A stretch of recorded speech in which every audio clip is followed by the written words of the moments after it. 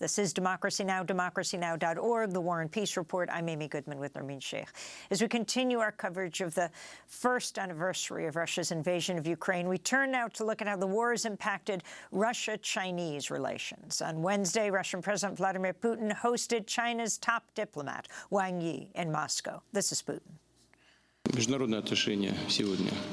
International relations today are more difficult.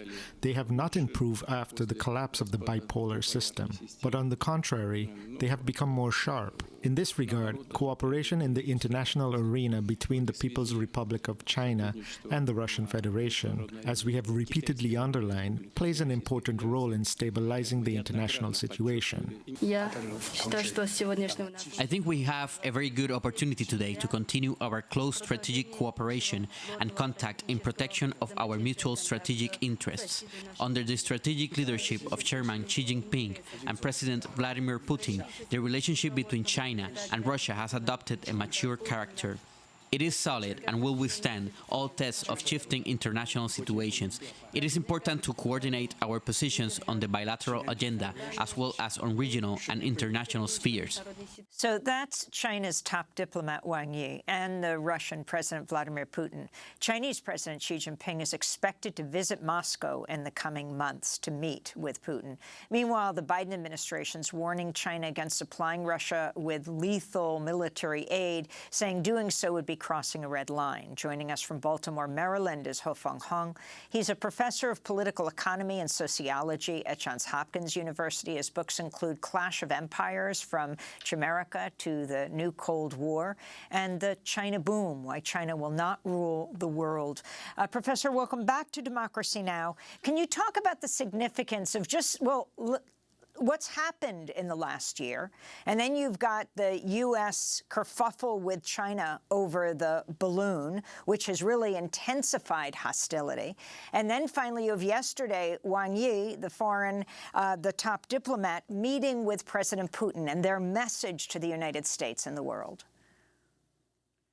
Yes, thanks for having me. Actually, it's something that everybody expects to happen, that China is getting closer and closer to Russia, because when we look back a year ago, right before the Russian invasion of Ukraine happened, Xi Jinping and Putin had a summit in Beijing and issued a Russia-China joint statement in February 4th, 2022. And in the joint statement, I urge everybody to actually go back and reread that statement, that actually it's lay out a very clear and systematic vision of a new world order that both Russia and China agree on. That is, Russia and China should have their own spheres of influence. In the case of Russia, it is the former Soviet space, including the former Soviet states and Eastern Europe, and in China, of course, in South China Sea and Taiwan question and the Asia-Pacific region.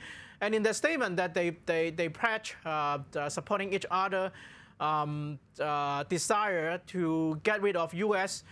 allies and U.S. influence in their spheres of influence. So it is a very clear manifestation of their shared strategic interests. So, of course, and then after the statement was issued shortly, that the war happened, Russia invaded Ukraine, and from a Beijing perspective, that they had all the reasons to wish Putin success in its adventure in Ukraine, because if the West failed to stop Putin, and if Putin succeeded in Ukraine, then the Western or international US-led international alliance would lose its credibility, and then it will provide China with a larger freedom of action over the South China Sea issues and over Taiwan. Professor Ho-fung, could you also respond to the question of whether China can play a role in mediations or diplomacy in negotiating an end or a ceasefire in this war? I mean, European officials, including Macron, have said that China should play such a role. China is due to issue a position paper tomorrow or before tomorrow. What do you expect that position paper to say, and what prospects do you think there are that China could play a key mediating role? Actually, if China is willing to do it, and it has the potential to do it, of course, that China is important economically. And now Putin depends a lot on China's economic assistance and in financial, and evading financial sanctions and providing all this non-lethal assistance to Russia right now. So definitely Putin will listen to China. And also historically, actually, before the war, then China has been very close to Ukraine. And let's not forget that Ukraine helped China get the first aircraft carrier, that in late 1990s, after the Soviet breakup, China purchased a Soviet-era aircraft carrier from Ukraine with all the engine and blueprint intact. So it is how China retrofitted into the China first aircraft carrier, this Liaoning. And also Ukraine is included in China Belt and Road Initiative, and China is pouring investment in infrastructure in Ukraine before the invasion.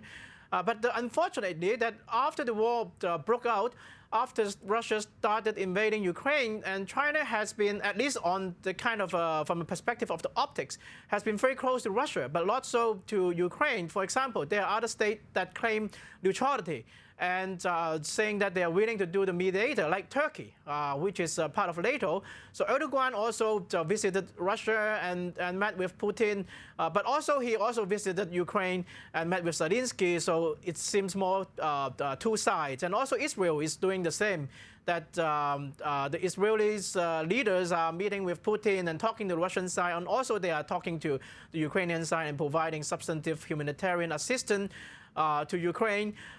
China, right now, over the last years, that they have been talking to the Russian side and expressing, and in China propaganda machine is repeating all these Russian lines or interpretation of the war, and they don't even call it an invasion, they don't call it a war, and they call it an special operation, and blaming U.S. for starting the war. So far, we don't see a lot of diplomatic effort on the China side to talk to the Ukraine side, and let alone meeting with Zelensky. So it is quite unfortunate that over the last year, China has been, at least the perception is that it's very much on the Russian side rather than playing both sides.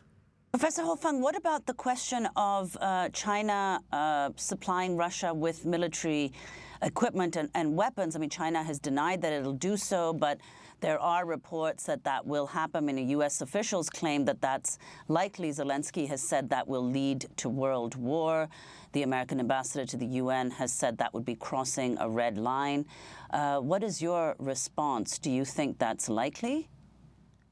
I think it will be likely, but it will be a more ambiguous situation, because you look at how China support, for example, the North Korean nuclear program, and Iran and Syria, all these sanction states. And China has been helping this sanction state, helping these states to evade sanctions for a long time. But it is far from a formal governmental support of it. And in China, there's a lot of companies, state-owned company or state-connected private company. Some of them are even company not in mainland China, but in Hong Kong, which is have a special status. So what I expect would happen is that these companies would provide assistance. Now I think they are already providing non-lethal assistance, financial assistance. There's a lot of evidence in it. For example, a trading company in Hong Kong has been found providing chips and components and key supplies to support the Russian drone program. So a lot of these companies are going to help Russia. And then I won't be surprised if in the end some of these companies are caught providing lethal support to Russian war effort. But then the government just look the other way and let this company help Russia. And then when people are trying to hold Chinese government accountable, they just say that it is not the government doing it. It is the company, we don't know about it. So this kind of thing has been going on regarding China assistance of North Korea and Iran and other sanctioned states to evade sanctions. So I won't be very surprised if China doing the same with Russia. Well, Professor Ho-fung Hung, we want to thank you so much for being with us. Teaches political economy and sociology at Johns Hopkins University.